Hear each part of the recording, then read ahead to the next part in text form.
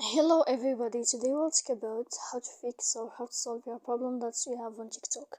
To know how to find a solution about TikTok app, you should just go to settings. After that, in this page, you click apps, default apps, app settings. When you'll find this list, you will search about the application of TikTok and you will enter.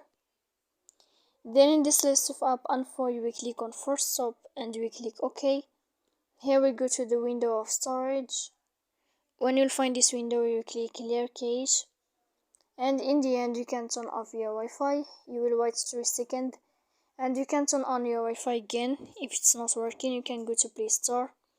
You will search about TikTok app here, and you will find updates. You can update your application. So please don't forget to support us by like and subscribe. See you next time in another video, and thank you for your attention.